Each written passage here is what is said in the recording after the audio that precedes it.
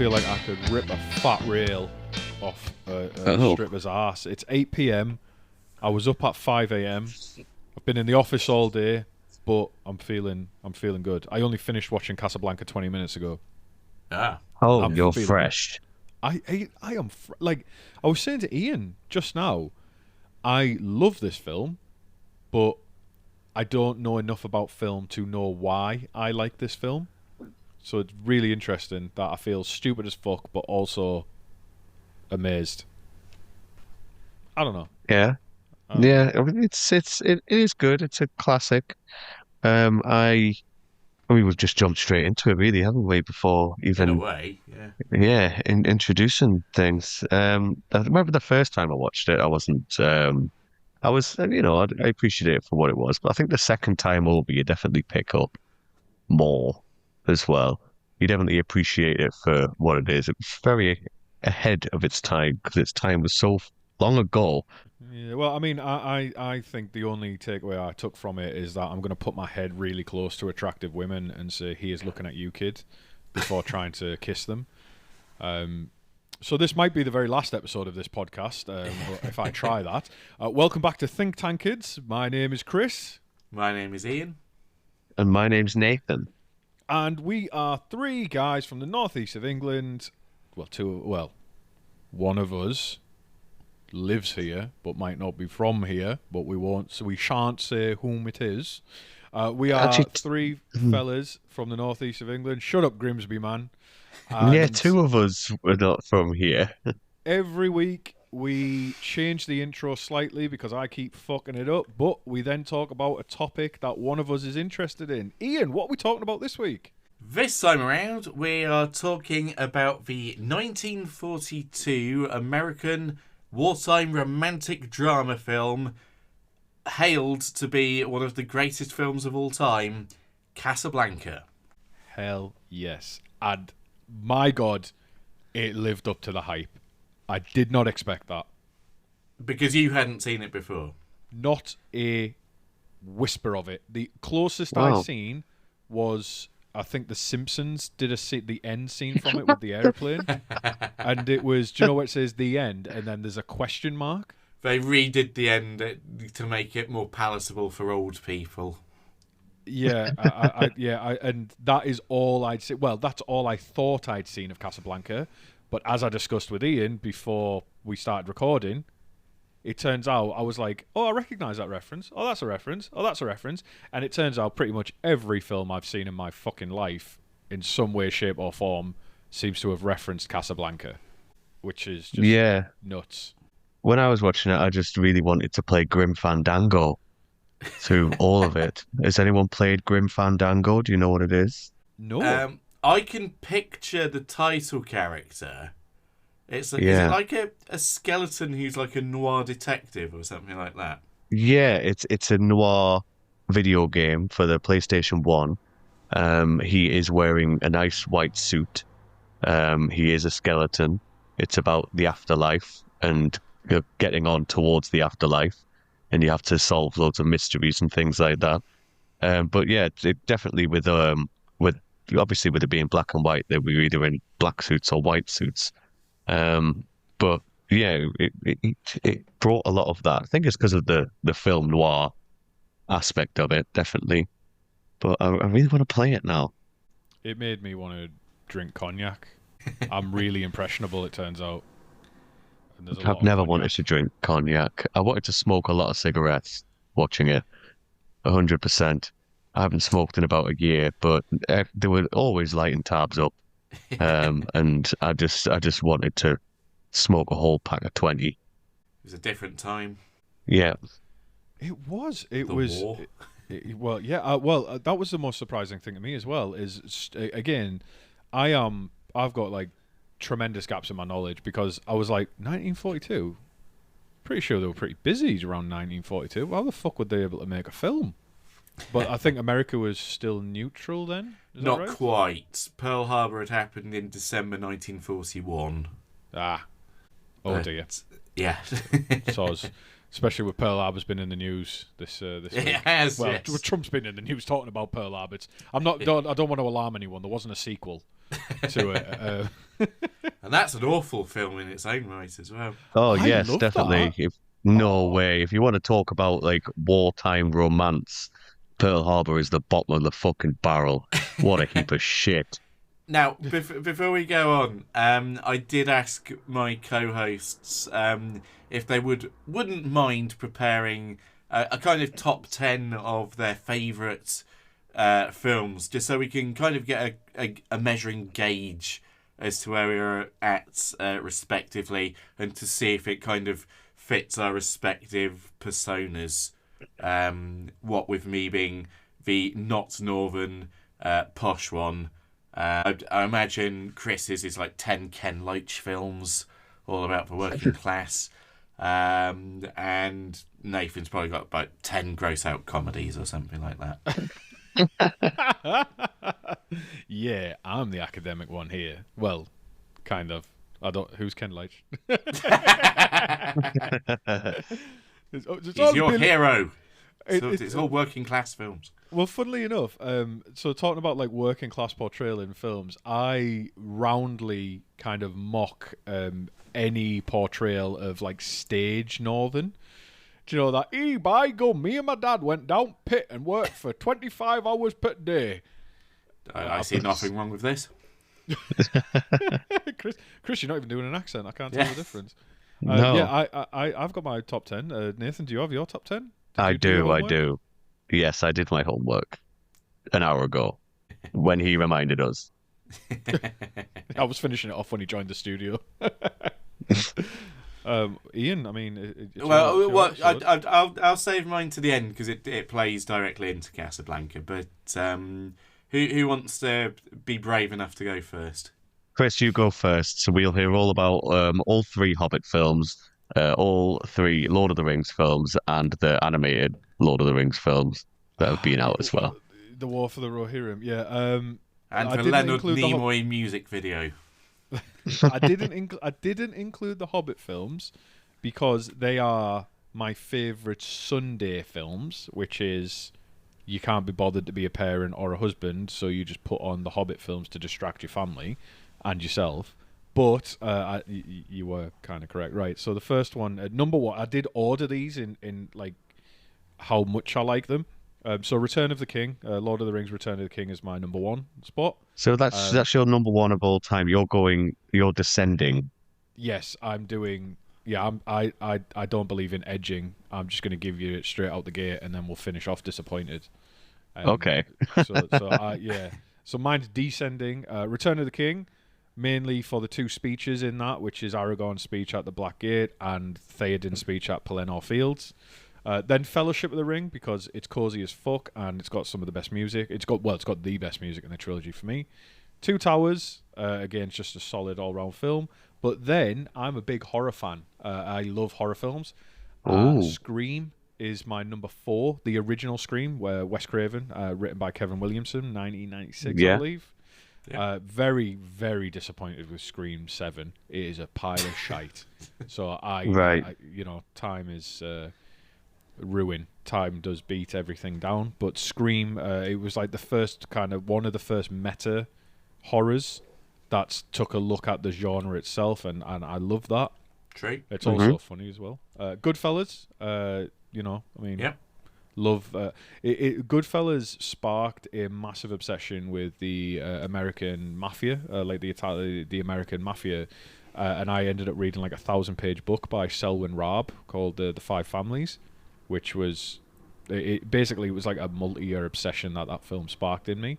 Then The Dark Knight, the middle film of the Nolan Batman trilogy. Excellent film. One of the best films I think ever made. Film. Yeah. Then I've got Dogma. Now I've got 2 Kevin Smith films on here. Dogma, because of one, the humor, but how it all ties into, like, do you know I mentioned like I like mythology and stuff. It was one of those gateway things where I laughed, but then I went away and looked up like what's the Metatron, what are all these things that they're referring to in like in Catholicism and stuff like that, and it's just hilarious.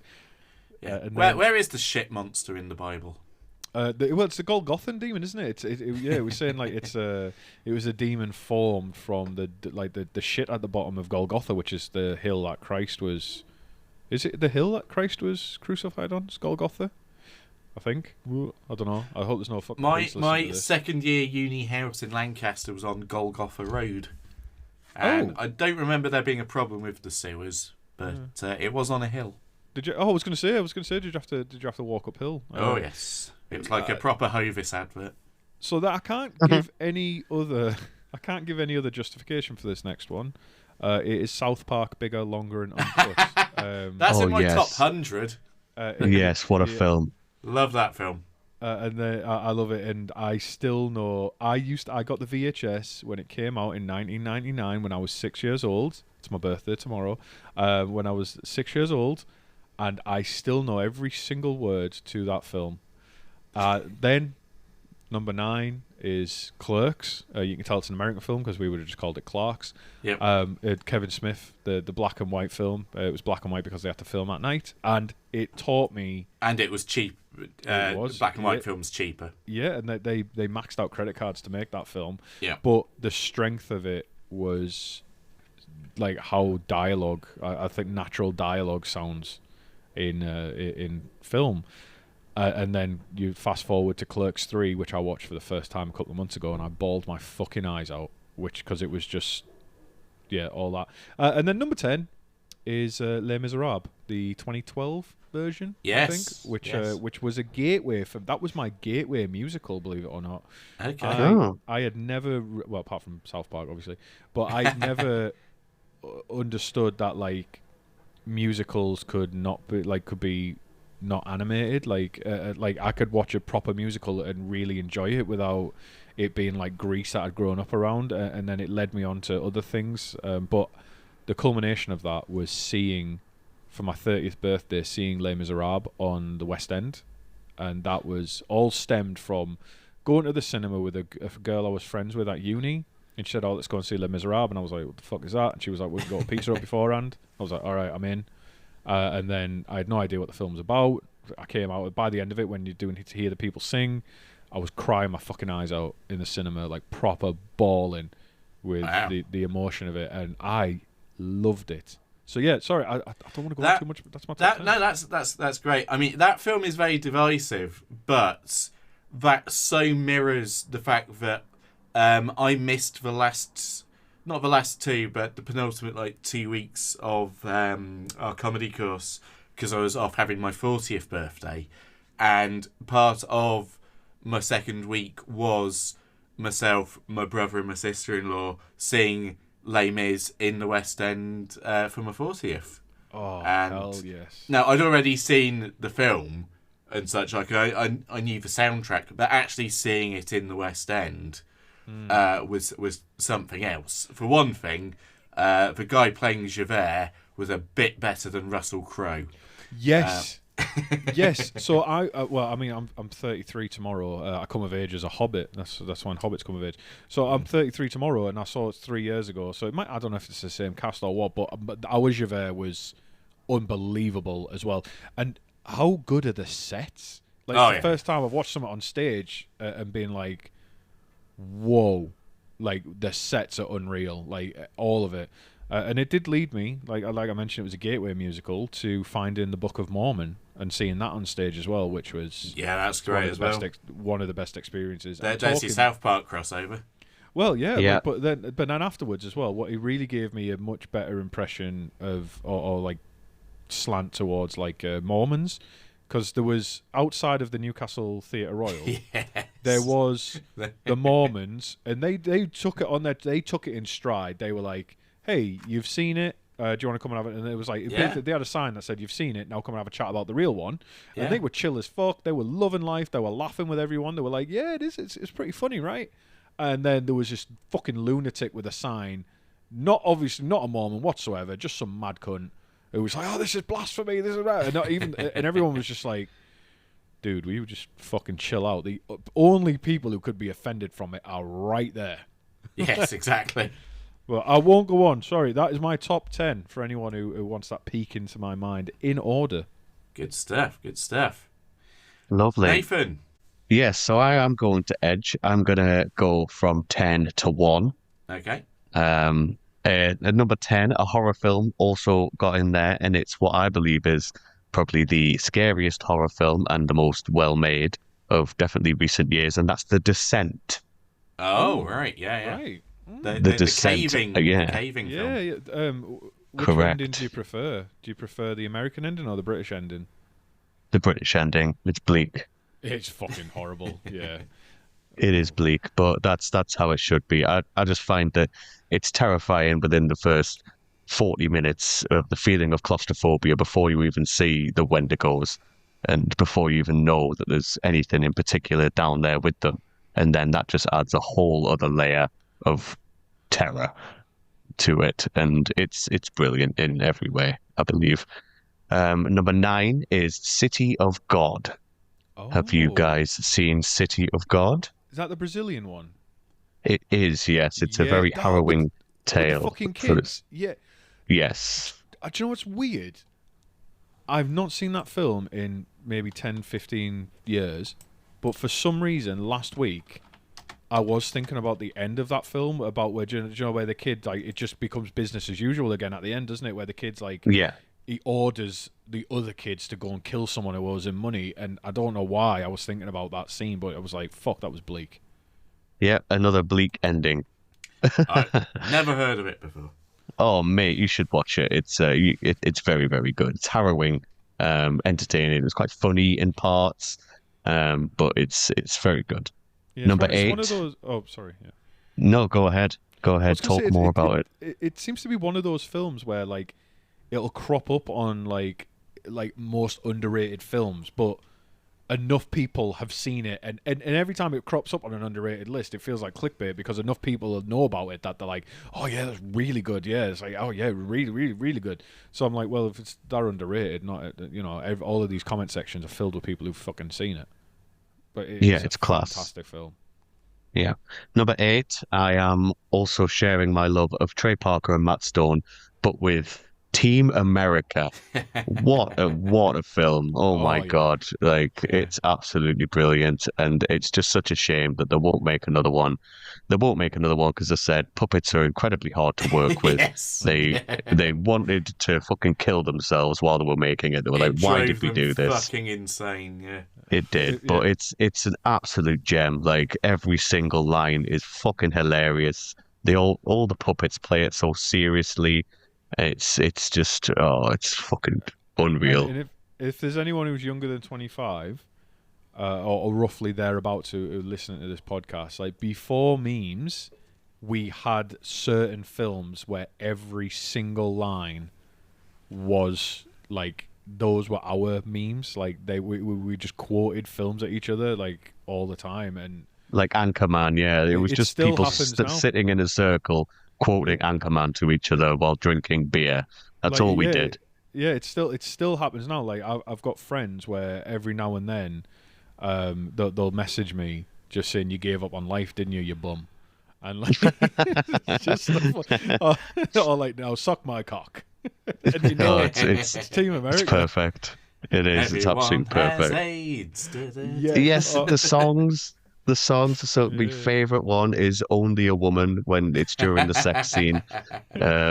Only a Yeah. woman is allowed to touch me there. All I ask is that you're a woman. It's it's fucking brilliant. Number 7, we've got Kill Bill Volume 1. Ah, nice. Yeah, A foot big. fan. Yeah. Oh, well, yes, you know this. I am a big foot guy. There's not really many feet in Kill Bill Volume 1 apart from Wiggle Your Big Toe. But you kind of feel a bit, well, quite sorry for Uma Thurman at that point when she's trying to wiggle her big toe. So you're not supposed to enjoy the feet. But other than the feet, I'd just think it's a wonderful beginning of a revenge tale, and I much prefer it to Volume 2. I think Volume 2 drags it out a bit. Yeah. I can't really explain what it is that I like about the first one, apart from the massive fight scene with the crazy 88. It's very anime, it's very fucking mental, but very cool. Number 6 is a film called Amores Perros. Has anyone heard of that or seen that one? No. No, you've out niched me, No. you fucking edgelord. So Amores Perros is a Mexican psychological drama. It's a bit like the film Crash, Oh, where okay. there's lots of multiple narratives going on at the same time, and they all kind of intercept at a certain point in the film. But it's like there's like aspects of dogfighting. There's a hitman. There's like a supermodel who got fucked up after an accident. It's very very gritty, very very real, and it's also very bleak. Um, Cheering things up though, number five, The Emperor's New Groove. Have you seen The I Emperor's New have. Groove? Please Yes. say you have. What if what Yes. it's brilliant. They made it by accident. It was just complete nonsense. The story doesn't make any sense. But it's another one of those where every single line you can quote to someone who's seen it and they'll know exactly what it is that you're talking about. It's great. Number four, no surprises here. Pokemon the first movie. I thought we were going to get clear of this. Damn. Uh, Hell no. I saw that in Pokemon. the cinema. Really. Yeah, me too. And I've got all the cards that you used to get at the cinema when you went there. But it's great. I love it. It's a piece of my childhood that I remember being at the cinema and watching it and being a huge Pokemon fan when I was a kid and still at 34 years old. And it's a wonderful encapsulation of the first generation of Pokemon. I Yeah. think it's Did you have the yellow VHS tape of it? yes. I remember that vividly because I went to the cinema to see it as well. Was that is it that one or is it Pokemon 2001 where at the beginning there's just like that weird little short of some Gen 2 Pokemon running around in a forest before the film actually starts? There's always shorts before the film, so they always kind of tease the next generation. So there was a short beforehand, but I think Marill was involved, who is a Generation Yeah, 2 Pokemon. yeah. And then during the opening credit sequence of Pokemon the first movie, Ash fights a guy who has a Donphan, which is also Generation 2, and that's the first time that we see that one as well. And then they just don't mention it at all. It just then just goes back to them being in Kanto and doing Kanto related things with Kanto related Pokemon. Yeah, Very cool. that's what I remember because I was being like, "Oh my god, new Pokemon!" I Yeah. remember that. Yeah. Yeah, they knew what they were doing. Number three, Scarface. Oh Righto. yeah, Yeah. good Yeah. one. Yep, Yeah. yep, love Scarface. It's very long, but it feels like you feel fucking exhausted by the end of it. And Mm. once again, another bleak ending. Number two is a weird one. I'd loved this film when I was younger, and I still love it now, even though it's aged pretty strangely. And it's Reign of Fire. Oh my Oh, god, no way! the The dragon Christine film. Bale Yeah. Dragon one. Hell yeah. Dragons being underground in London. Fucking hell, Nathan. That's a That's left field, but Yeah, yeah. it's awesome. It is awesome. And I could just watch it over and over again. And it hasn't really aged very well. But God, it's such an original idea. Like, it's fucking awesome. You And don't the see a first, lot of dragon films out there. no, you don't. No, No. there should be more. There should be more dragon films. Definitely. The only dragon related films I see are films where people are dragging their balls along people's faces. it's a whole series about a very bad dragon who certain women Yes. try to tame this bad dragon. Yes. Danny D's Bad Dragon. And number one, it is the original animated The Lion King. Ah, right. Now, what Wow. a film. I love everything, every single aspect of that film. I think all of the cast were absolutely perfect. The animation is perfect. I love the score written by Hans Zimmer. I think it's absolutely perfect. When Hans Zimmer was asked to write the music for it, he said, I'm not going to do this. I know absolutely nothing about lions. I know nothing about Africa. I know nothing about the animal kingdom. And they said, yes, we know. That's why we want you to do it. We want you to create the score as if these are human beings with real feelings and emotions as to what it is that's going on in the plot. And it's just beautiful. I cry every time, every damn time. There we So there you go. That was mine. Nice. That is for how fucked up you are. That is a strangely wholesome list. Like, there's only one or two on there where I'm like, yeah, that makes sense. The rest of them are like, I need to protect the child that is inside this badly damaged adult. Go on, then, Ian. Right, so I did ask because I mean it does culminate in why we are ultimately doing Casablanca. No spoilers for number one. So and again, I am aware, again because of my role within the group and such like, that I could be seen as the pretentious artistic wanker, and so my film choices may denote that. That being said, there's only 2 foreign language films. So I mean, let's be clear, Ian. I've never called you artistic. No, it sounded like artistic. Yeah. I think you just misheard one me. letter away. Yeah. No, I aced that test. So number 10. I should also say that my brother and I do we try and make it monthly. We've been a bit lax of late, but we do a monthly film podcast. So that is another reason why I've seen quite a lot of films. And if we're covering a certain actor, we do try and go for their best known films. So at number 10... sorry to interrupt you once more, but you do have quite a lot of female fans we've seen so far.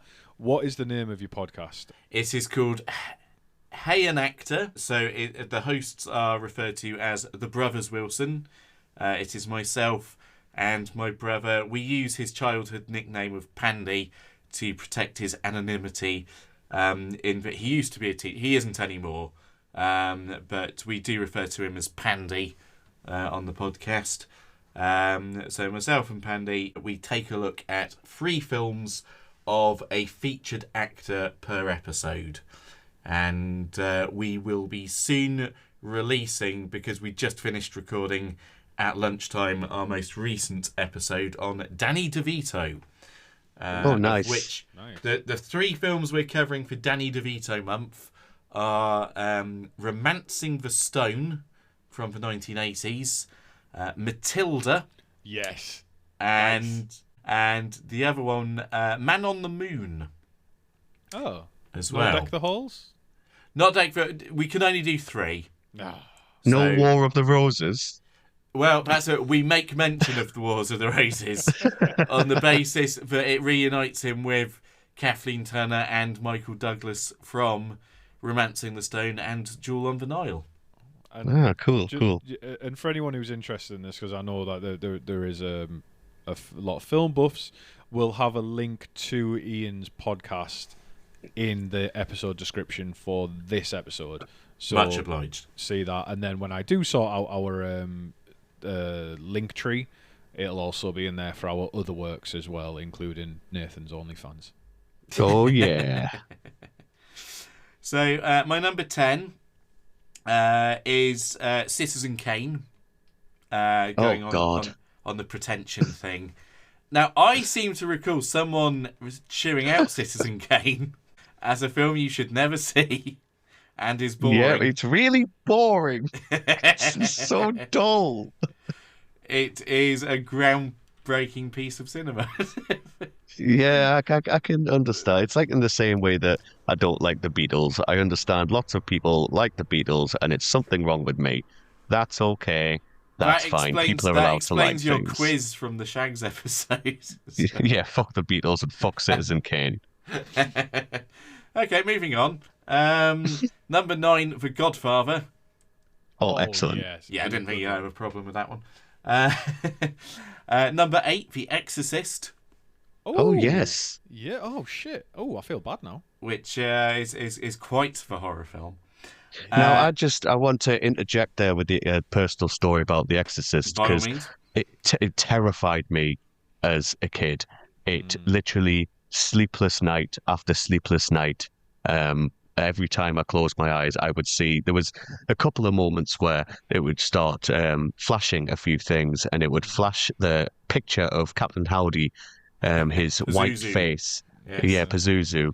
in the dark background, and it sent shivers down my spine every time. And I believe the guy who did the makeup of that died about maybe 10 years or so, and I celebrated. I don't care what you say. When I found out he gone, I was like, fuck you. Like, this is for younger me. Fuck that guy. Oh my God, what makeup and prosthetics and everything. It's awesome. Like there's so much about that film as well, because it's ostensibly it's one of those like cursed films, isn't it, where like so much happened on the set. Yeah. But it's also the film credited with demonizing the Ouija board. Before that, it was essentially a Victorian parlor trick, like or like some kind of toy, and it was really The Exorcist that the way we think about Ouija boards now was because of how effective that film was. Yeah. Which is just fucking nuts. Oh, I feel bad for not including The Exorcist. It shit me right up as well. But Yeah. the balm for my soul for that is I've watched Scary Movie 2 far more times than I've watched The Exorcist. Oh, it's great. Number 7, my very favourite crime comedy of all time, In Bruges. Oh, yes. Very good. Absolutely Another amazing quotable film. Great soundtrack. I suppose the soundtrack's fine, but great dialogue, moreover. Yeah. It's the chemistry that the main characters have, brilliant. And then you add in sweary Ralph Fiennes as well, and it's just amazing. 6, Schindler's List, a feel-good family film for all ages. It isn't, but because you can get something that harrowing on film, it's just a credit to Spielberg. Ralph Fiennes in that as well? He is, yes. Yeah. Back-to-back fines. And that's not the last time that's going to happen, although it is the last time it's going to happen. Ralph Fiennes. So no Harry Potter films coming up. I'm afraid not. No. Number 5, Children of Men. Oh yeah. Which is a kind of bleak dystopian future about how humanity goes completely impotent, and how the Britain of far-flung future is basically what we're going to look like in 5 years once Farage is Prime Minister. A bit of politics there. Nice. Number 4, the original Let the Right One In. Oh, the vampire one. Is The it vampire Swedish, one. The Swedish vampire one? It's either Swedish or Norwegian. Iraq, Iran, what the hell's the difference? Number 3, A Clockwork Orange. Oh God, yeah. It is a good one. Yeah. Gotta have some Kubrick in there, and it's the most complex take on the idea about crime and punishment and rehabilitation. The there obsession are never with any good answers, and this film kind of shows you why. Yeah, the obsession with ultra-violence and how desensitized that people can get from it. Like it's such a harrowing assault scene, I think, Yes. when they're attacking the family and they're just having a great time laughing and joking, and you're like, fucking hell, this is all just like one shot, and it's fucking bleak. Indeed. My runner-up film is a German film called M, which I'll explain, is to do with it's from Germany in the 1930s, but it's not actually about any of that.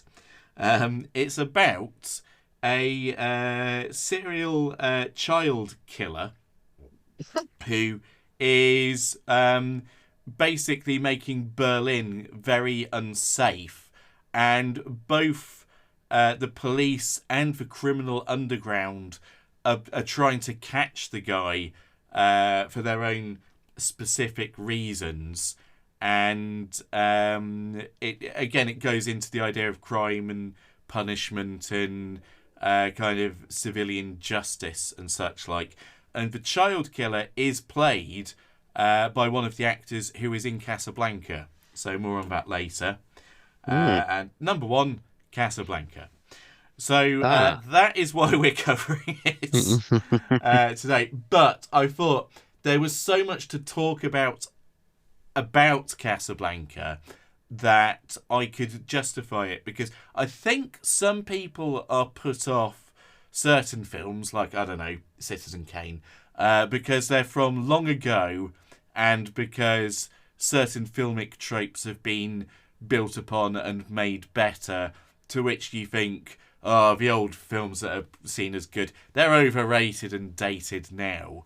And I think that's certainly true of certain films, but I would argue that if anyone's been put off from seeing Casablanca before because they think it can't possibly live up to the hype of nearly a century, then that's something I'd like to discuss. That is pretty much how I felt going into it. Yeah. It was to the point where naively I thought, oh, I don't need, like, why would I need to see Casablanca? It's going to be old and it's going to be shit and there's no way it's going to hold up to any well, not even expectations, but no way it's going to live up to the quote unquote progress we've made over the past 8 years or so with it. And then I watched it, like I said, I watched yesterday and today, and it just, I know I say this quite a lot, but I felt like it blew my tits off. It was really, really good, and it made me, I don't know, it made me like there was like I almost yearned for something, and I don't know, it just gripped me, and I have no idea why, because I didn't even know what the fuck the film was about going into it.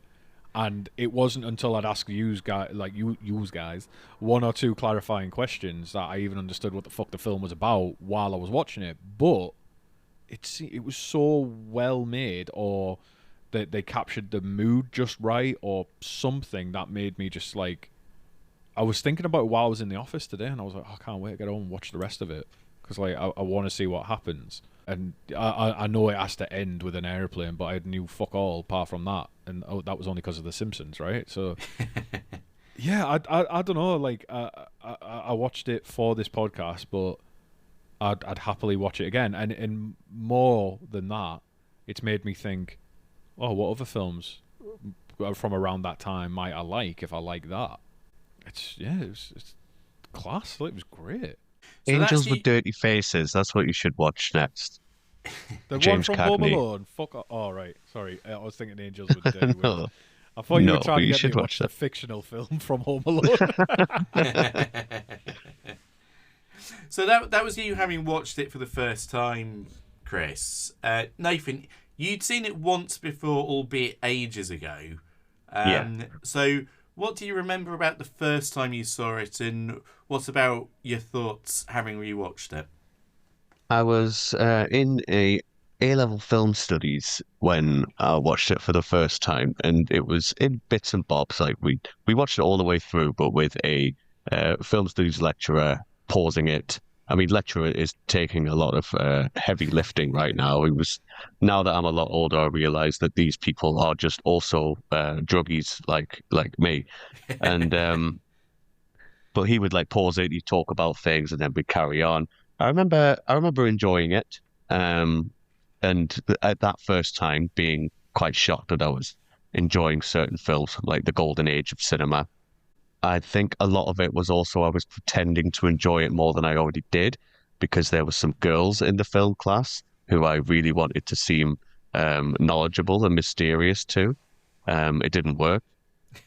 Because I would then get excited about Team America and things like that.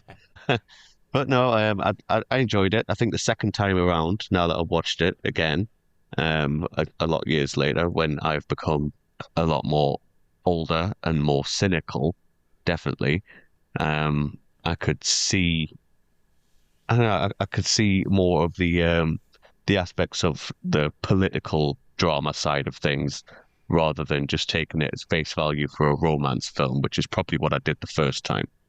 Right, okay.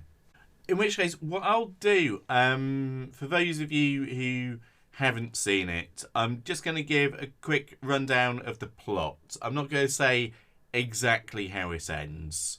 I mean, it's a film that came out in 1942. That being said, there are people like Chris who've only seen it for the first time very recently.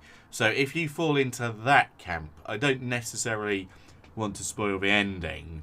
So we'll just kind of go through the kind of plot beats, and then we'll open up into the discussion and the trivia. So I'll try and make this quick because at time of recording, our Wars of the Roses episode dropped today. I'm like, my God, I talked a lot. So, You have made a lot of women moist. Ian is generally the feedback I'm getting. right. Is Nathan's the funny one? You're the Hugh Grant type who are making women moist. Oh, And, shiggity briggity. yeah, and I'm just a fucking gobby cunt. You're the That's the thing Harvey Weinstein. You're bringing us together. You want to be a star, don't you? Why we all do? Should we all do this whole episode talking like the characters of Casablanca? I say, I want to take this here. You despise me, Crease. Okay, so the film is set in the genuine Moroccan town of Casablanca. And the whole reason that everyone goes to Casablanca it's set in December 1941, so around the time the Americans have just entered World War II because of the attack on Pearl Harbor.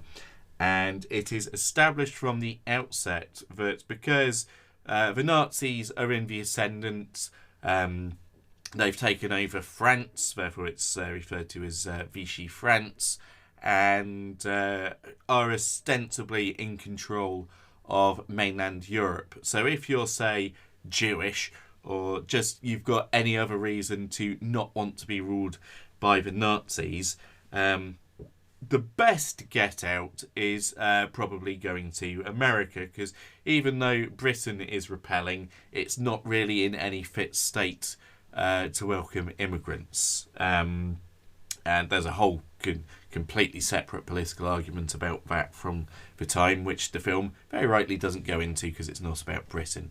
So what immigrants were trying to do is to get to Portugal, because Portugal would fly people across the Atlantic to America, which would be open to accept refugees. Now, Portugal is, for all you geography fans, is surrounded by Spain, which at the time was in the grips of the fascist General Franco.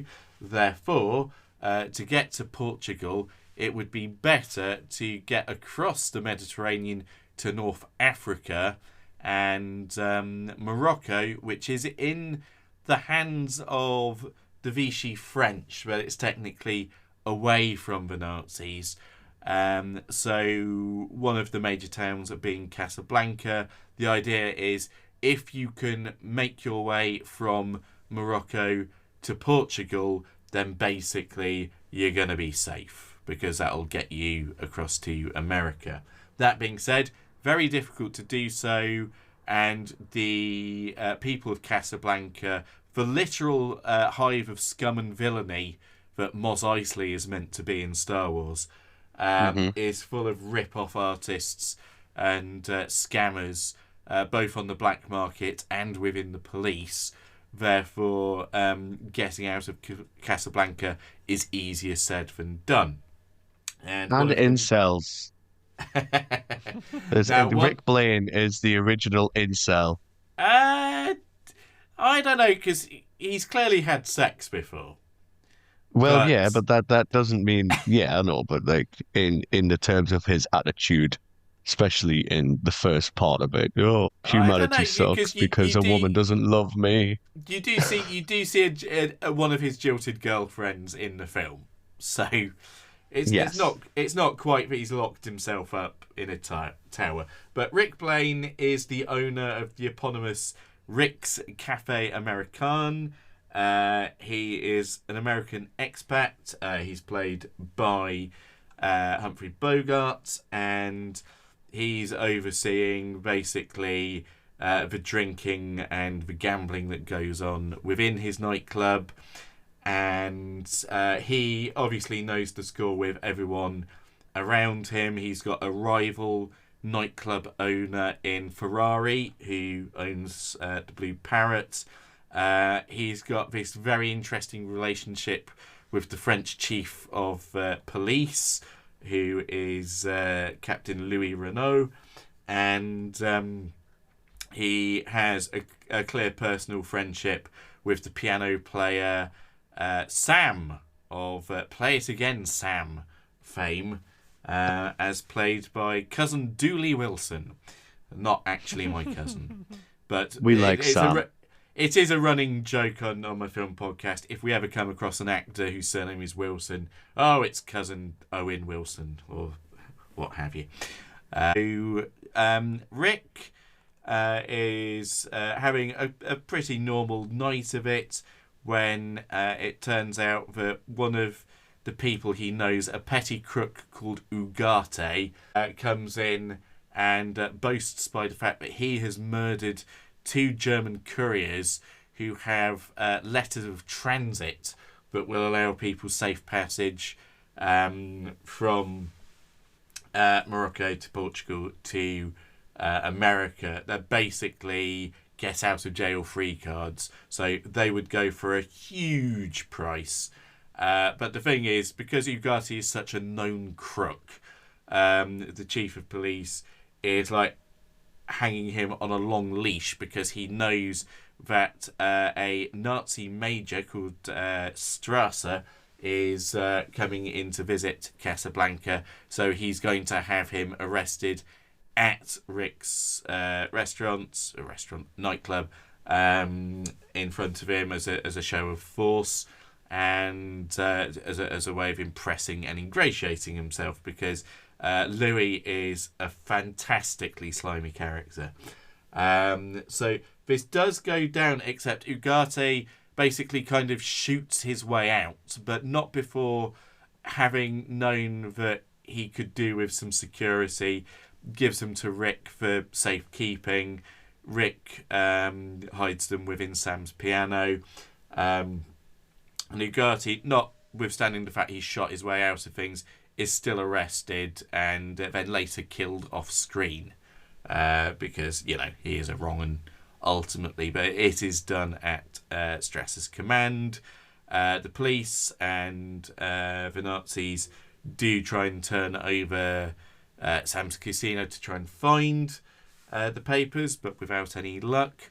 And also dropping by the casino that night is the well-known freedom fighter Victor Laszlo, who is clearly also in Casablanca so that he can get to Portugal and off to America, so as to continue his freedom fighting.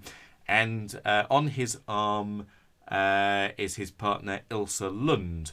And it just so happens that Ilsa and Rick used to be an item back when the two of them were living in Paris just before the Nazis arrived. And they were going to have left Paris together, as they were clearly very much in love. But Ilsa stands him up at the station. Rick is heartbroken, which leads to him becoming to this embittered incel, as Nathan would have him characterised. So Ilsa was not expecting to see Rick again. It makes things incredibly awkward. Rick goes into a drinking binge, so that when Ilsa tries to see him alone, he basically slut-shames her. And then feels terrible about it afterwards.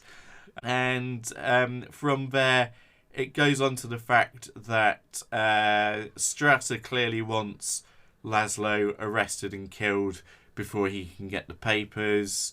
It becomes known unofficially that Rick has the papers, but he's not selling it to anyone. So Ilsa does everything she can to try and get the papers off of him, but ultimately has to confess her love for him, because she's been carrying the burden of it, notwithstanding the fact that her relationship with Laszlo runs a lot deeper than was previously thought. So they hatch a scheme as to how to use the papers for the best of their common benefit, as Strasser, as accompanied by Renault, kind of close in. And I think I'll probably leave it at that. It is a Yes. fucking good. The thing that I will say, the thing that proper caught me out at first was a lot. This film, and maybe this is more a reflection on the way films are now, or have been over the past like couple of decades, is everything in Casablanca is kind of like show, don't tell kind of thing, and it was quite jarring that there is not jarring, but like there's very little like exposition. It's just all the dialogue. It's quite. It all serves a purpose as well, and that was one thing. So like when you go into it, it's a film where, and I think Netflix have been criticised for this recently, where their execs say like you've got to understand people will be looking at their phones the whole time, like you do in this film. Mhm. Casablanca is very much from a different era where it's like, no, if you're watching a film, you're fucking watching this film. You better pay attention. Like you know how you see that Casablanca is a hive of scum and villainy when there's a guy who's talking and the dialogue is completely innocent. He's talking about, oh, watch out for scoundrels around here while he's robbing two people.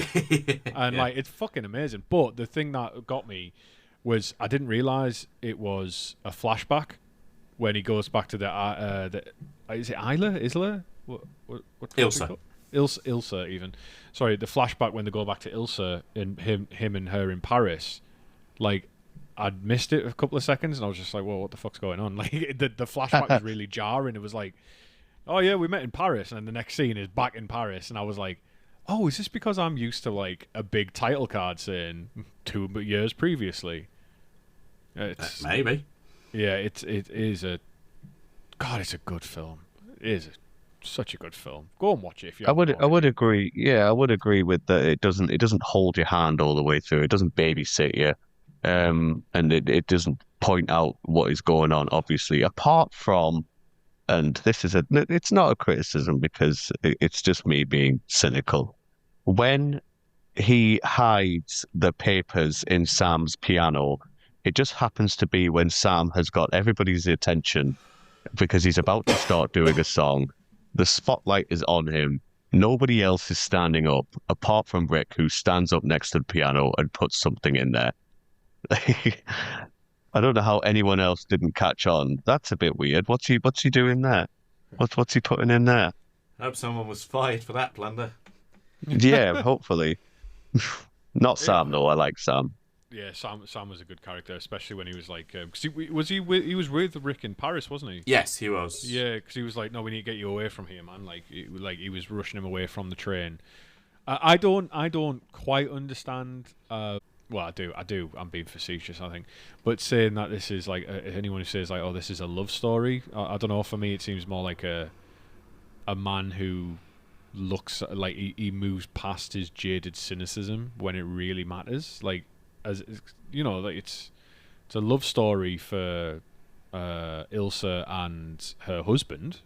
You know, Rick was the other guy, and he could, you know, I think a lot of it is him moving past the hurt.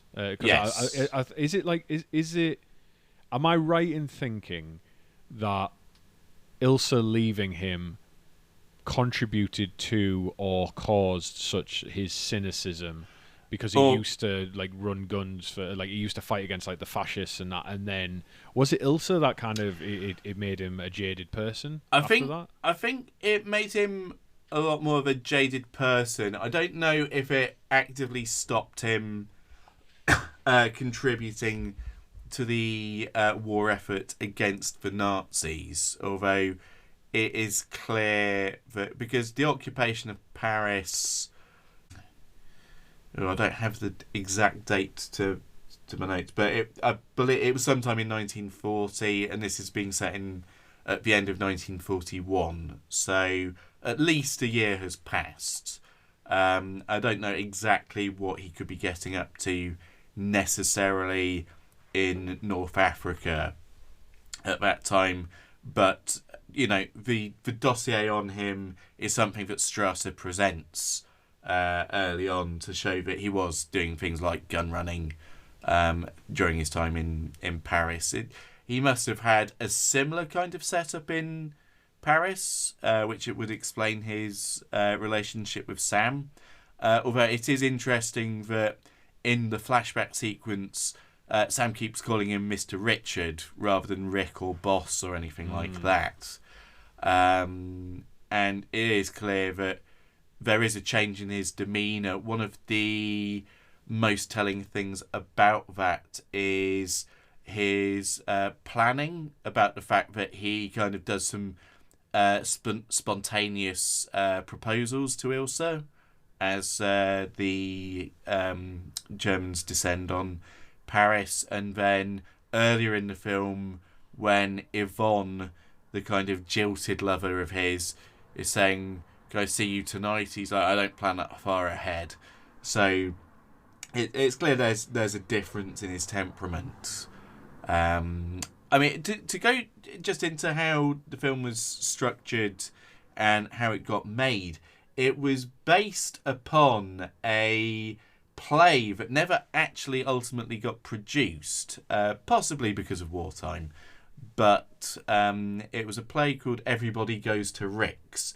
And if you think about it as an adaptation as a play, with the majority of the action taking place within Rick's nightclub, with the odd scene here and there in the market or in the police station or at Ferrari's club, it very much makes sense that it would be kind of dialogue heavy, and you've got people coming off stage when other people are coming on. For example, Rick leaves the table with Renault and Strasser and the other Nazis on it just before Laszlo and Ilsa walk in for the first time, and they clock Sam, and Rick doesn't come back on for another 10 minutes until, as time goes by, gets played on the piano as well, which is a very famous motif for not just this film, but it goes on to be the signature theme for Warner Brothers with all of their opening stings. Oh, funnily enough, that comment about it being a play, I had no idea. Well, I knew nothing about this film, so I'm not going to preface everything saying I don't know, because what I don't know about this film could probably fill several volumes.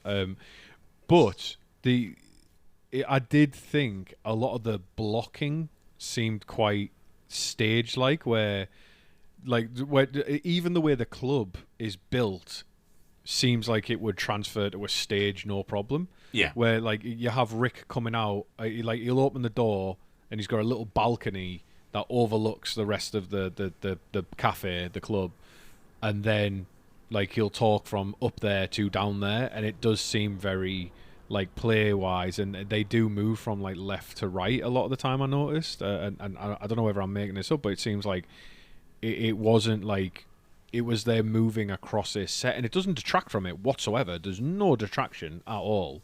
But it's not until the end when they get into an outside set and maybe that one scene in the market where he spots Ilsa and her husband and talks to them and stuff. But everything else, like everything set within the cafe, seems blocked like that you would move across a stage. So I guess that makes a lot of sense. But then it makes me think, well, who the fuck got credit for the screenplay then if they basically just took the unproduced play and didn't change anything? Like, yeah, like it says move across the stage. All right, I'm just going to cross out stage and put set, and there we go. I'm done for the day. Here's where I say the Epstein brothers, and you tugging your collar. Don't worry, it's Julius J. Epstein and Philip G. Epstein.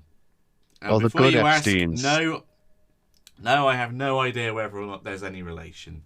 I did look into this, and according to Google, they are not related.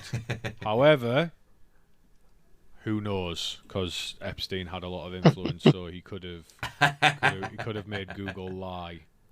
I don't know. From beyond the grave. Allegedly. Grok, are the Epstein brothers related to Epstein? Grok says no. Oh, good. Well, if Grok says it, it must be fine. Yeah, it's true. So, okay.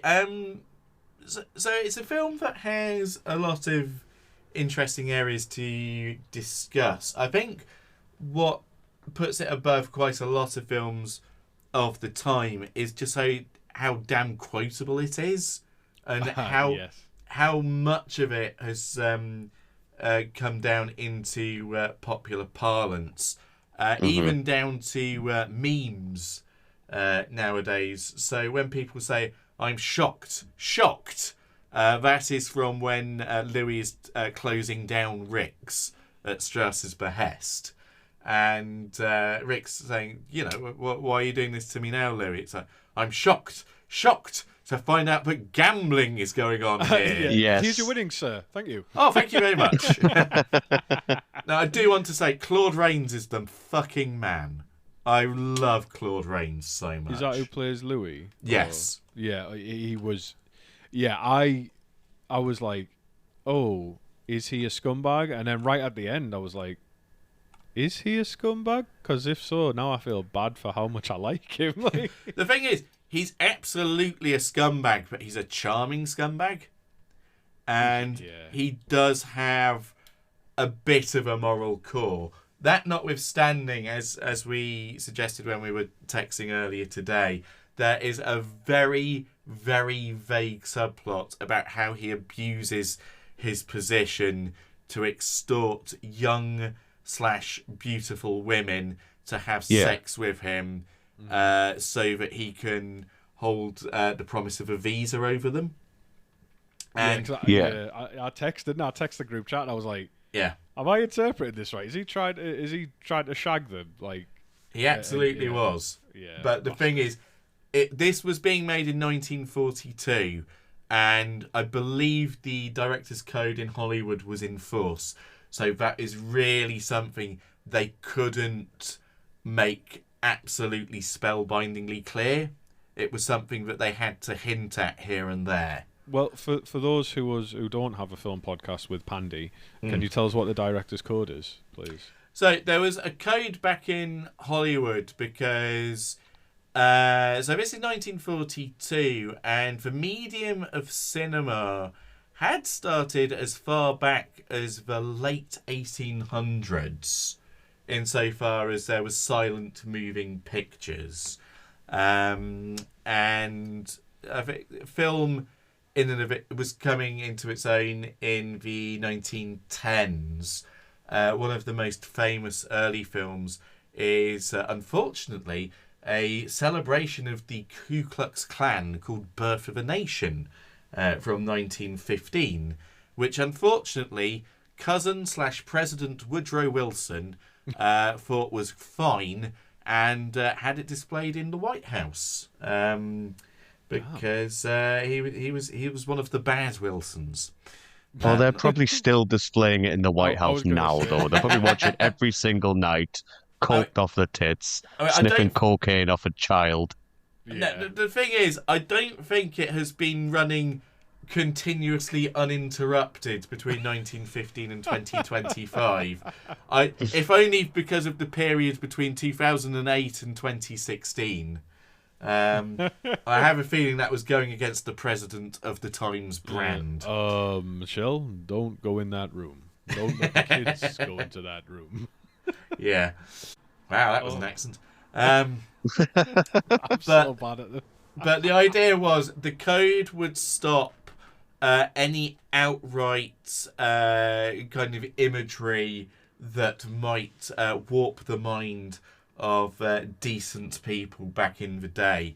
So whilst when we talk about the implied fact of Louis using and abusing his position to have sex with women, with desperate women, one of the more overt problems that the film ran into was the whole love triangle between Rick, Ilsa and Laszlo, because when it's established that Ilsa and Laszlo are married, then that kind of dictated how the film was going to end. Because if Ilsa left Laszlo for Rick, then that would be seen as the ultimate taboo in the early 1940s. Yeah, I did have a note here that this film at certain points seems to be just pure propaganda. Like with especially the scene with the old couple talking about getting to America and then toasting with, is it Carl maybe, or the other guy who, the chubby guy who runs the business? Carl's the waiter. Is it Carl? Manager, The waiter. They invite him to join them for a drink, and he brings his own glass. Right, okay. So that where they're talking about America is like they're very much portraying America as the promised land, and they're talking about getting there. And yeah, so at a certain point, I was like, a lot of this seems like propaganda for like America at some point. Okay, so this will very much tie in then to when the film was made, because what particularly impresses me about the film is it's a film about the Second World War during the Second World War. So it's talking about how evil the Nazis are at a time when the Nazis were still in command. It was 1942. Now, one of the things that actually boosted the film's publicity, because at the time, notwithstanding the fact it won Best Picture Oscar for the year that it came out, it was seen as a fairly so-so, middle-of-the-road kind of film at the time, in terms of like critical reaction. It's just its reputation has grown over the years. But because it's about how bad the Nazis are, it was very much turning American attention to the actual plight of Europe. Because if you think about it, America had only just really entered the war by the turn of 1942. They had tried their best to stay out of the conflict until Pearl Harbor kind of forced their hand. And there's only 3 American actors in this entire film. So you've got Bogart, obviously. You've got Cousin Dooley as Sam. And then you've got the woman who is pleading with Rick about her young husband losing badly at the roulette, because it's very much implied she is one of Louis' victims.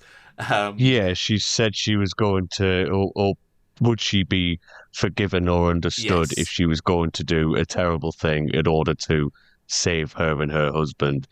Yeah, she was well, very young. Implied that she was very young because she was underage. She wasn't able to drink in her husband Rick's was cafe. even younger as well. Yeah. Well, that makes Rick all the more heroic because he steps in, doesn't he? And he makes sure, like, he fixes the roulette table so that the husband wins to get the money. And that's when Louis is like, "I'll be in here tomorrow with a blonde. Make sure she loses."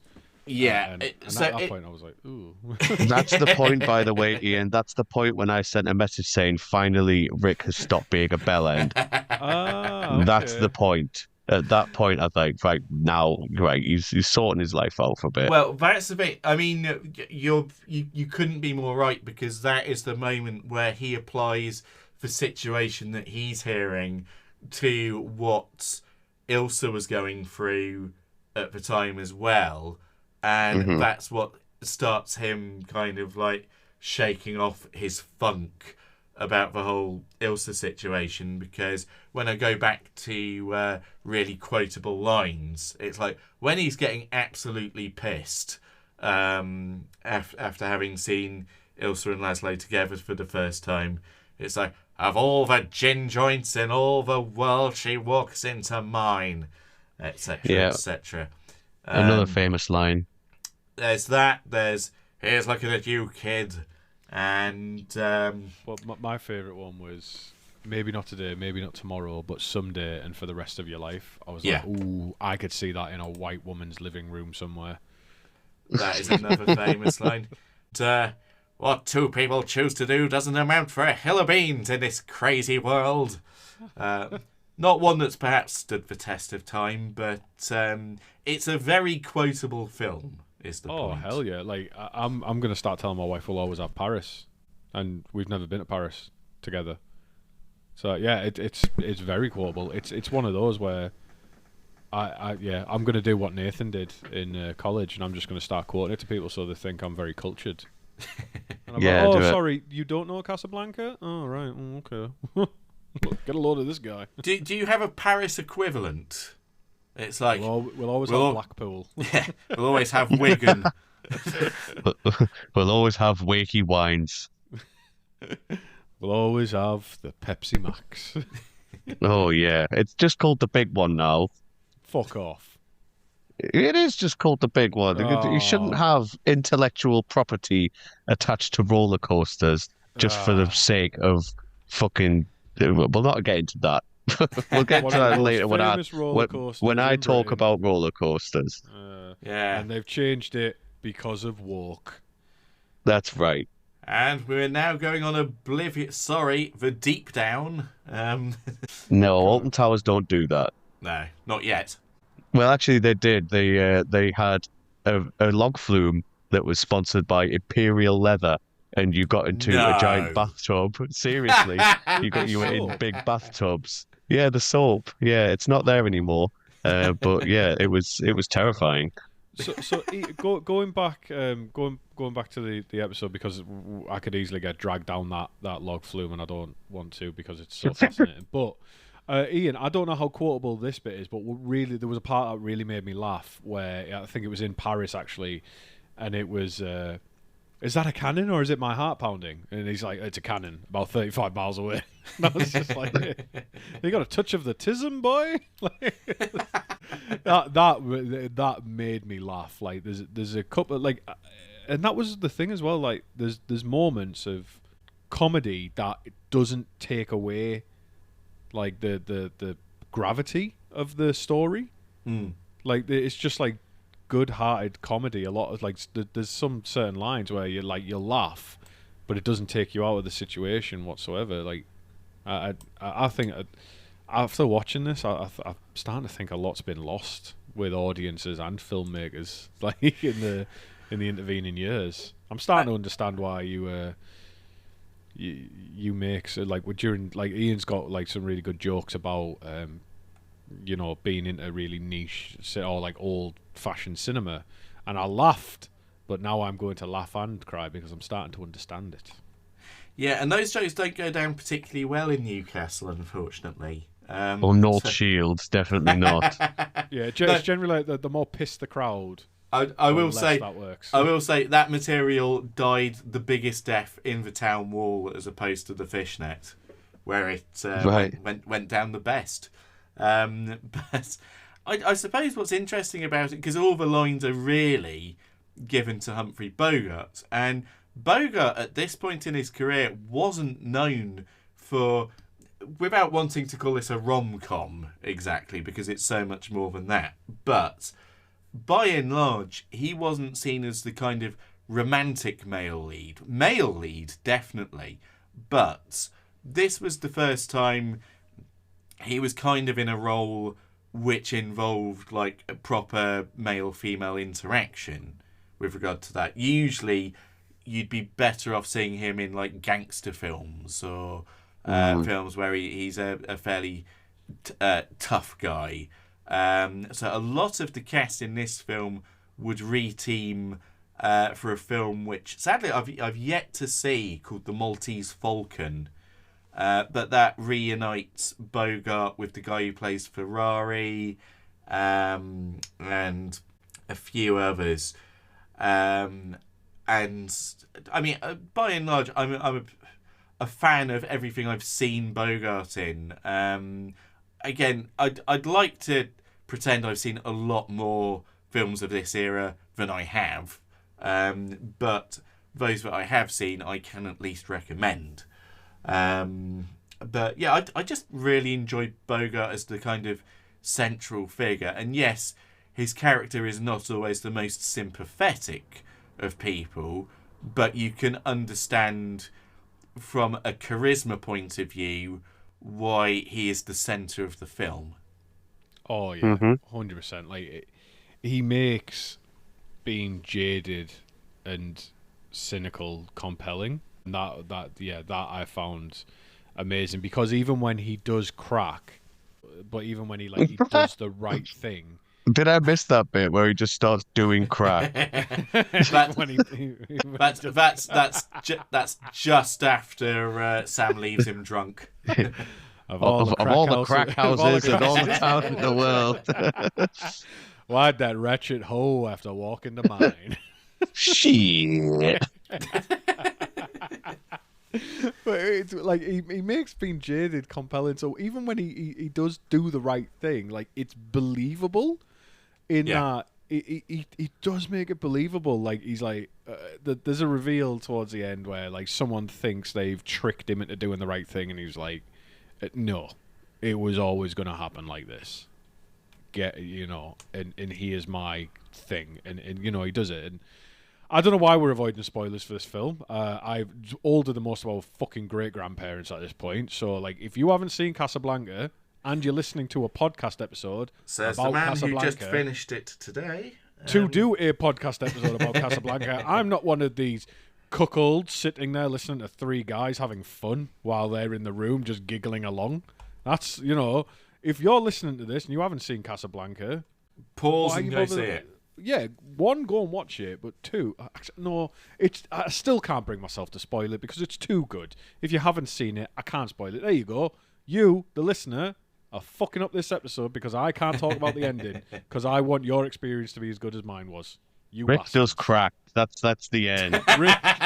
Rick does crack, and that is it. It turns out, it fast forwards 5 years, he's in Morocco sucking for crack.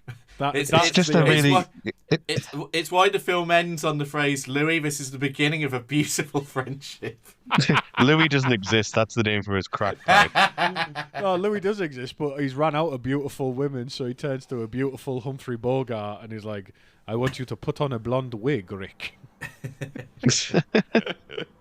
There was one thing, one part of it I did want to talk about, and that's the music and the sound design and the sound effects.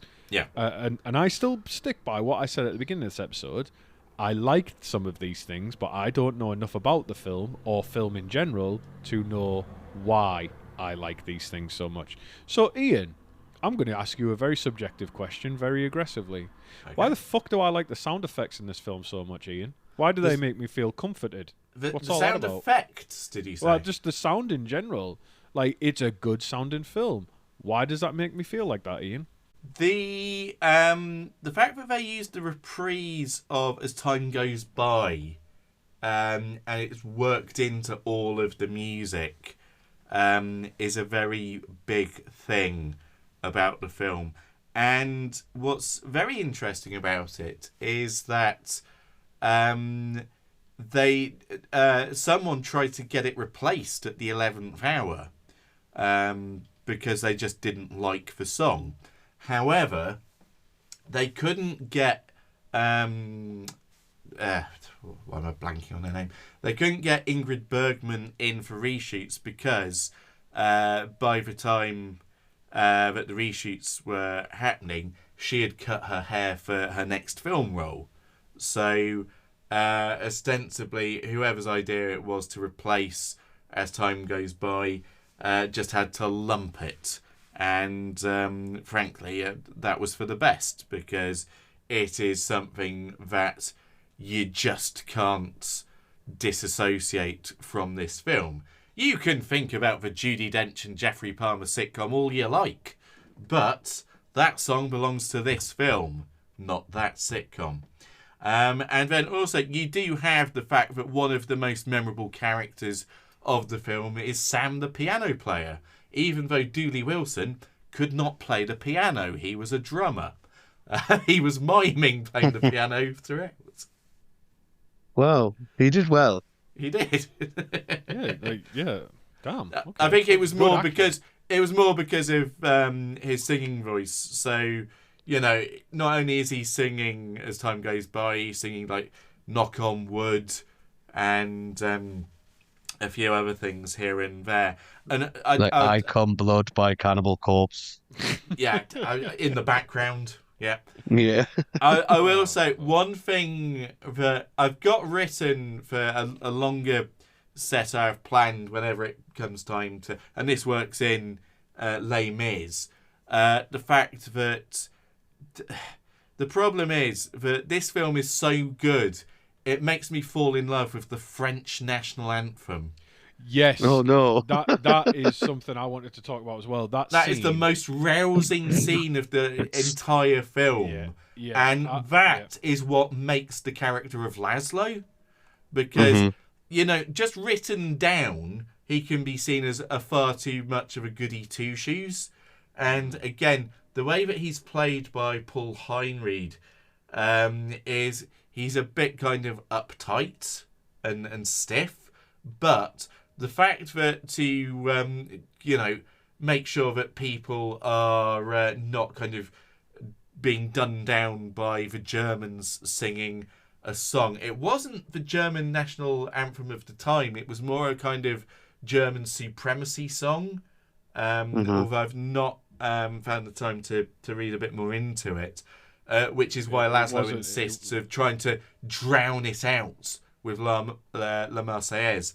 And I as a proud Englishman, although not so proud that I'd paint on a roundabout or anything like that, the fact that I get shivers listening to the fucking La Marseillaise is both infuriating and admirable. He's got balls of steel, that man, doing that in there. That was ballsy as hell. Yeah. That's the point where you watch it and you go, oh shit, it's going to kick off now. Yeah, exactly. But that's like I think that's like one of those small like moral victories or morale victories even, just add an E, because the German officer gets really pissed off, doesn't he? And he's like, find an excuse to shut this place down. Yeah, exactly. Yeah, and that's when who had an E? That's me before crack. It's Laszlo had an E. Rick's on crack.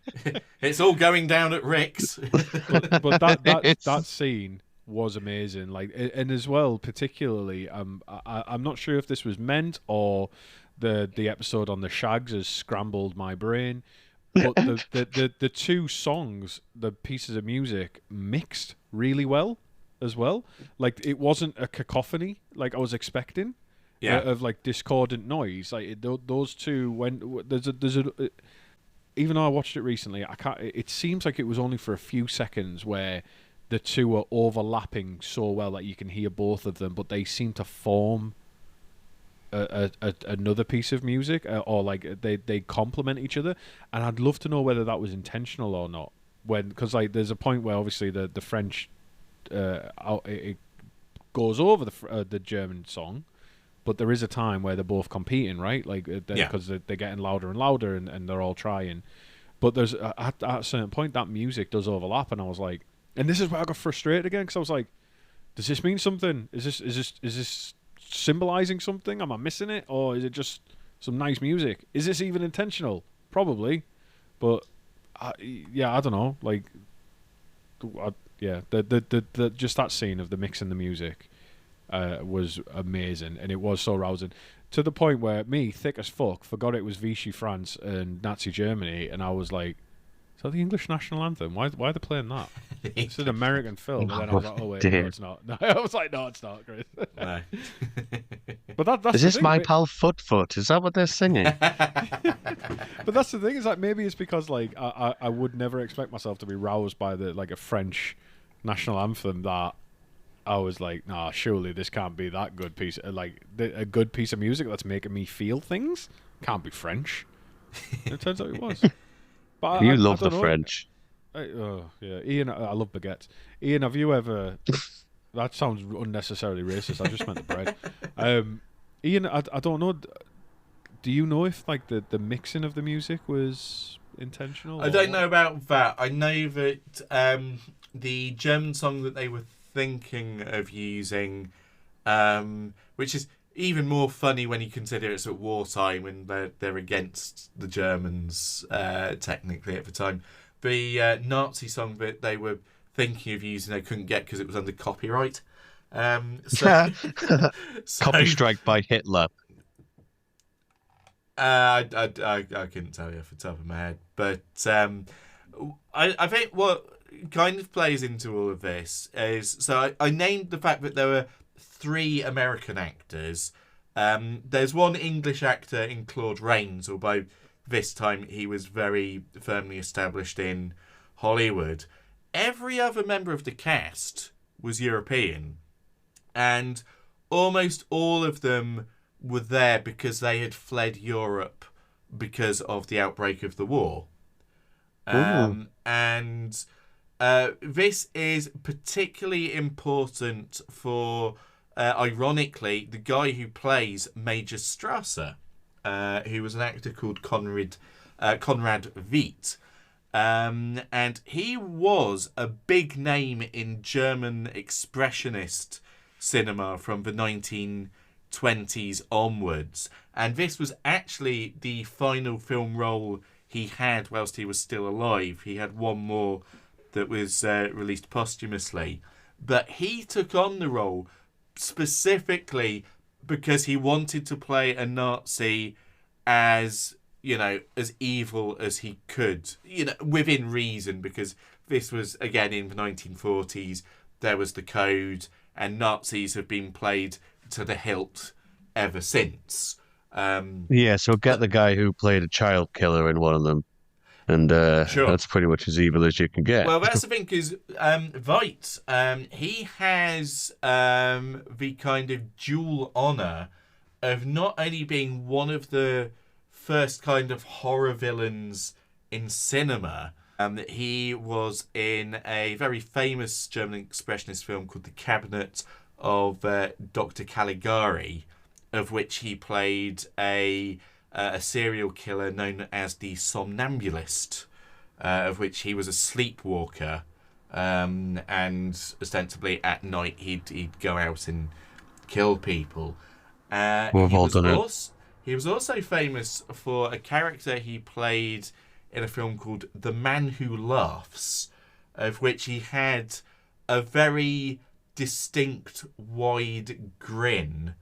And it was upon the image of this vast wide grin that it was used by the DC Comics creators who went on to create the Joker.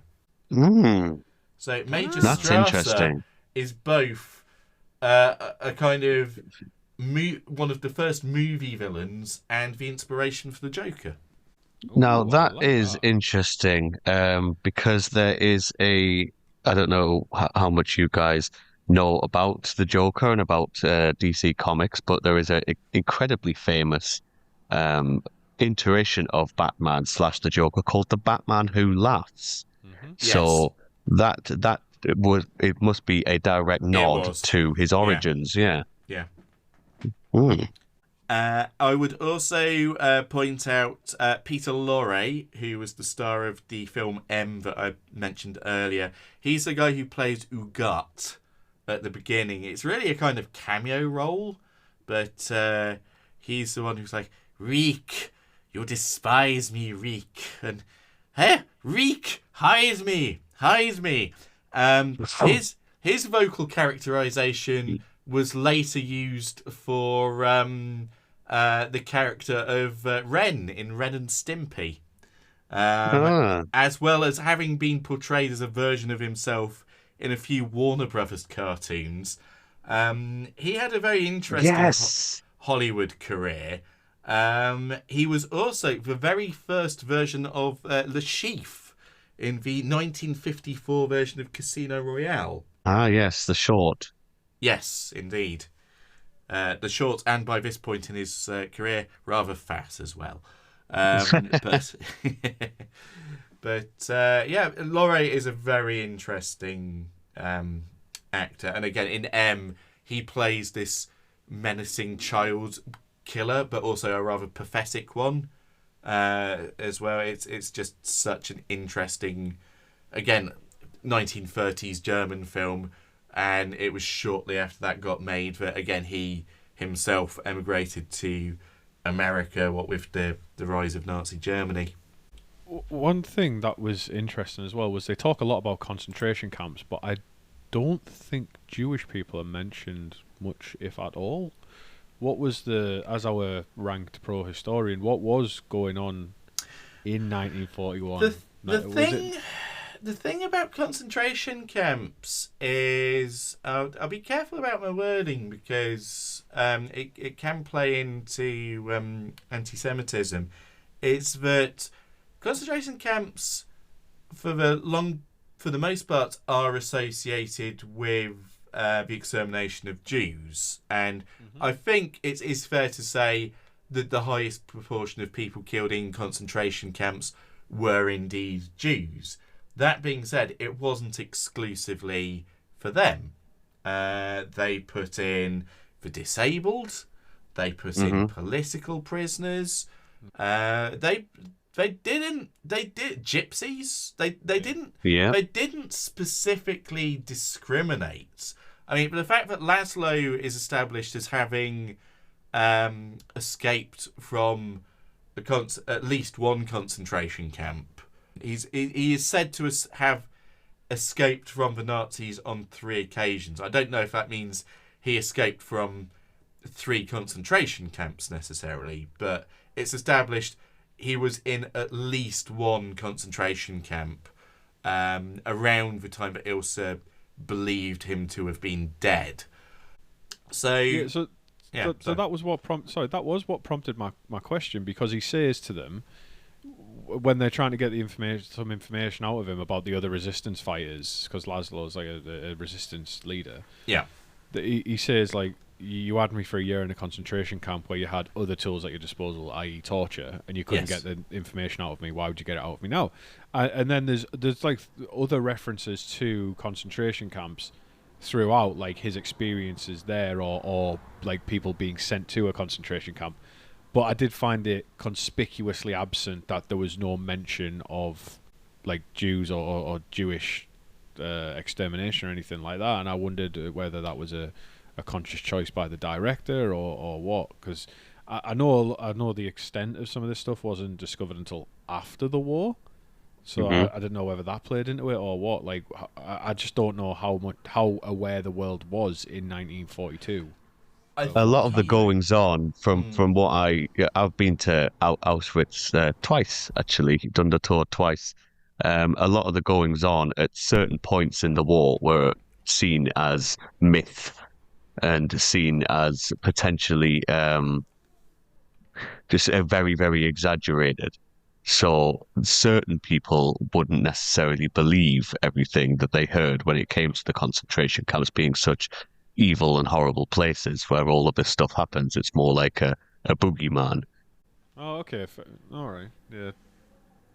Kind of. I think that chimes. I think if the knowledge had been there at the time of the war, then it would have been used a lot more. I mean, I'm not saying that sentiment towards the Jews was necessarily particularly high in the West prior to the obvious anti-Semitism of Nazi Germany, but bear in mind that even in the 40s, Hollywood was being run by American Jews for the most part. You know, if they could like raise attention to it, I think they would have used like part of this film as a vehicle to do so.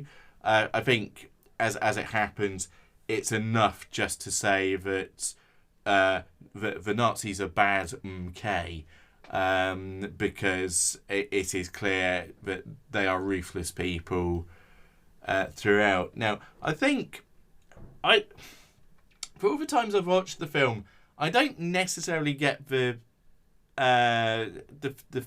absolute creeping dread that the Nazis are that evil. I don't know if that's because Nazis are just played to the nines in every film that has been subsequently made after the war. I don't know if it's the license that finding out about Auschwitz has subsequently given people to denigrate the Nazis that much more. I mean, deservedly so, don't get me wrong, but I wonder if because the Germans during the war were, again, the true nature of what they were doing was only coming out in dribs and drabs. I wonder if that hamstrung them, or if perhaps making Strasser to be overtly cartoonishly evil would have done the film a disservice. I think it's because they're at Rick's. They're at Rick's. They're having a great time. Most of the time, they're just having a drink, having a smoke, doing a bit of gambling. You can't really be asked to be evil when you're doing that. True. You're just having a wonderful time. I mean, aren't they in the French protectorate of Morocco, right? So is it like technically it is under Louis's control, although Louis makes it abundantly clear that he will kowtow to Strasser. Which I think you see with Ugart's death, because it happens off screen, and he as much as says, "I haven't decided exactly how he died yet. It's just established that he has been killed." No, they just don't want to kill the vibes at Rick's. That's all it is. You don't want to be a vibe killer. I did get the sense, like, there was a thought I had while I was watching it, was that they seem more of a bureaucratic evil. Like, so much of it is around, like, we'll charge them on this, we'll charge them on that. There's trumped up charges, like, all you'll do is fine him and he'll get 30 days. You might as well just let him go. Like, a lot of it was around, like, due process, not due process, but due process. A lot of it was around, like, the due process. That's Auschwitz. And as opposed to the due process thing, which would happen later. Oh, no. A lot of it was around, like, the bureaucratic side of it, like, and that maybe, I don't know, they just represented more of a pain in the ass, it seemed like, because it seemed like they were far more political than they would, like, if it was remade today, I imagine there'd be a big fucking shootout every 5 minutes with the Nazis trying to kidnap Laszlo, kill him, or like do the same to Rick, and he'd have to shoot his way out of the airfield at the end and that. Yeah. But it just seems like for the big evil that they are portrayed as now, it seemed more like there was a lot more grey area in that film, where it was like, oh, well, you've got to abide by these certain rules. You know, that just took a lot of the sting out of it, I think. Now, the thing is, this is very much a film that has been decided, you just don't touch this, in the words of MC Hammer. Because it was very controversial in the 80s when Ted Turner of TNT fame and TCM, Turner Classic Movie and such like, a billionaire who ran American networks, he went ahead and decided to colorize Casablanca, which was both needless and very badly received.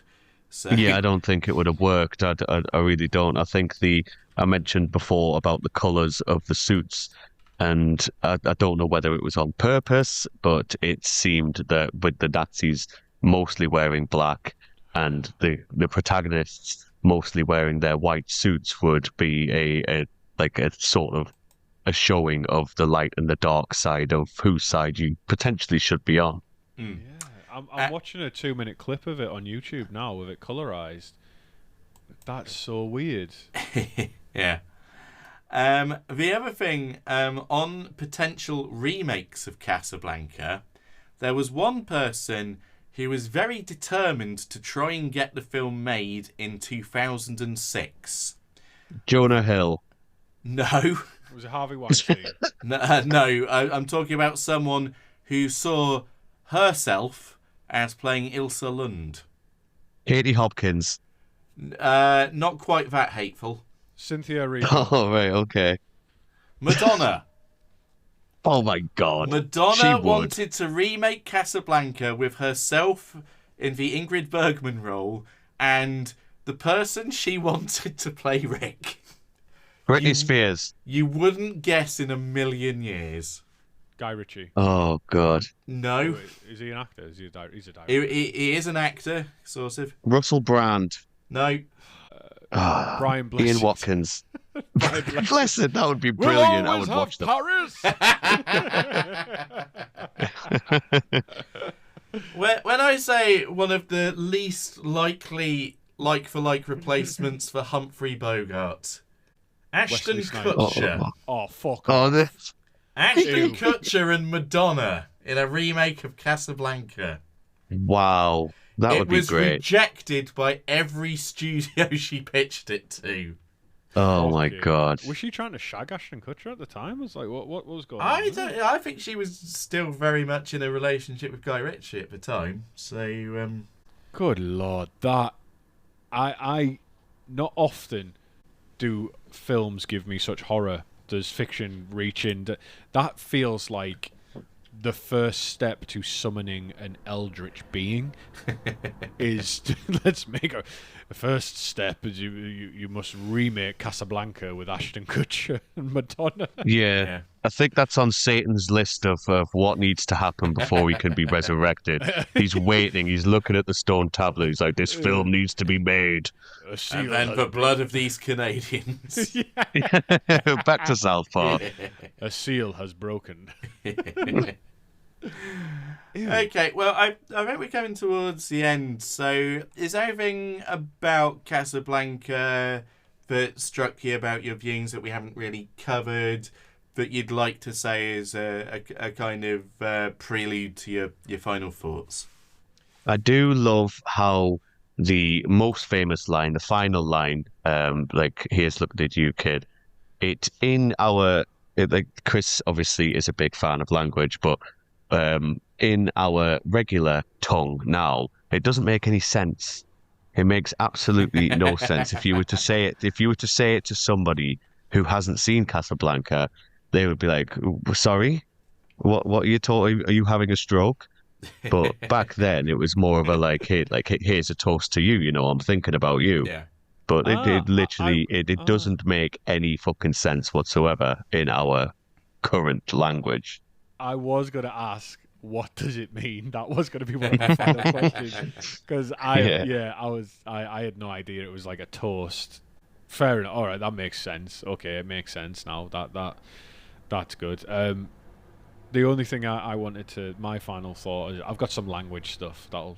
I was slip going out to the say end. you had some Of course. etymology about Casablanca itself. I do. Yeah, but prior to that, my final thought on the film itself was there was a lot of there was a fair amount of assumed knowledge, and this was part of the show don't tell thing that at the time would have been common knowledge, but I had to go and Google a lot of stuff, like, for example, what is Vichy France? Why does that matter? Right. And it was like, oh, well, during this time until 1952, Morocco was under the French protectorate, which was a puppet government, and it was stuff like that. That was like, I was Googling things like every now and then. I was like, what the fuck is an exit visa? Like, why are they in Morocco? Like, why do they keep mentioning Portugal?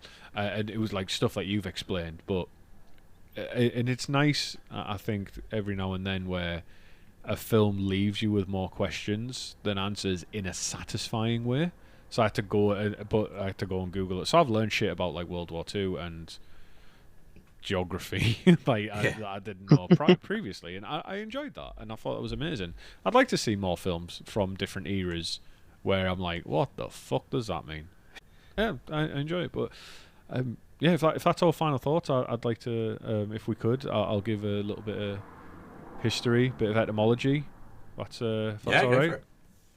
Do it. So, I looked at the etymology of Casablanca, and before Casablanca was there was a settlement called Anfa, which was a settlement in Morocco, a town or a city, sometime before the 15th century.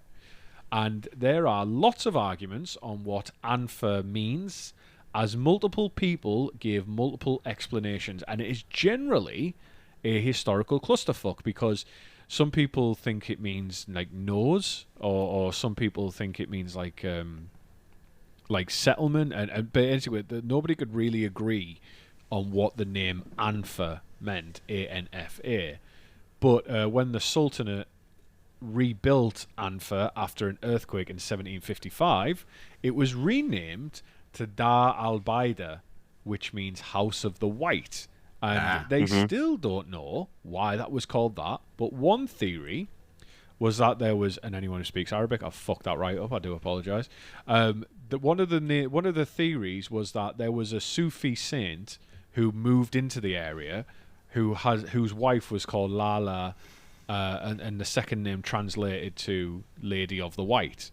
So that's where like the Sufi saint was there, and then it was renamed Dar al-Baida, House of the White, after his wife, after the saint's wife. There was also a whitewashed building on a hill nearby that was referenced as far back as the 16th century by sailors who would say, or travellers who would come into the area and mention that on a far hill you could see a white tower, which was I think it's called a ziwat, like a Sufi ziwat, which is like a white tower type building. But when the Portuguese turned up, they did something called a calque, and I have encountered a calque before, but it's always very interesting. We've got quite a few of them in English. And what a calque is where you recreate the name for something using the literal words from another language without echoing the sound of it. So, in this example, the Portuguese took Dar al-Baida. They said, "What does this mean?" And someone said, it means the House of the White. So the Portuguese called it Casablanca, which means the White House. So that's what a calque is that they take what it's called literally in the other language and apply it to their own language. Now, examples in English are flea market, which comes from a French term, which I can't pronounce because it's French. And there's beer garden, which comes from the German Biergarten. Yeah. Oh, I love a beer garden. Yeah, so beer garden. So the next time you're in a beer garden, tell everyone it's a calque, and they'll. No, I think I'd be sat on my own after that. Yeah, come back. Let me tell you about language. But so that was the Portuguese called it Casablanca as two separate words, and then there was, do you know that whole thing about Portuguese and the Spanish just splitting the world in half and saying, I'll take this, you take that? There was some kind of trade via the Iberian Union where the Spanish took over trade in Morocco, and they then calqued it from Portuguese into Spanish as Casablanca with the L. And calqued. Yeah, got calqued. And then during the French Protectorate of Morocco, during the time which this film is set, which is why the Vichy French are there, it lasted from 1912 to 1952. The name around that time just became one word, Casablanca. And today, by citizens and people all around the world, it is referred to as Casa, i.e. house, Casablanca, the White House, or if you use standard Arabic, it's still called Dar al-Baida. And that is the etymology of Casablanca. Wonderful. There you go. I just can't fucking help myself. Good stuff. Okay. Well, that is my favourite film, Casablanca. So, gentlemen, we have to decide whether or not you thank me for bringing this to the floor, or if you curse me. 1,000 times thank you. We'll literally do sexual favours for you if you show me a film like this, as good as this. Again, I now have this yearning for really well-made old films that I want to watch. So I thank you for it. It's a whole area I've never looked at before. I thank you as well. Yeah, I thank you. I am aware of it and have enjoyed it, but I think listening to you delve deep into it and having passion towards it, it gives me a little bit more appreciation of what is already well known as a masterpiece. Just make sure that any time that you want to be discussing Citizen Kane, I am away somewhere. Get a guest in, because I don't think I'll be able to hold in my anger. You know what?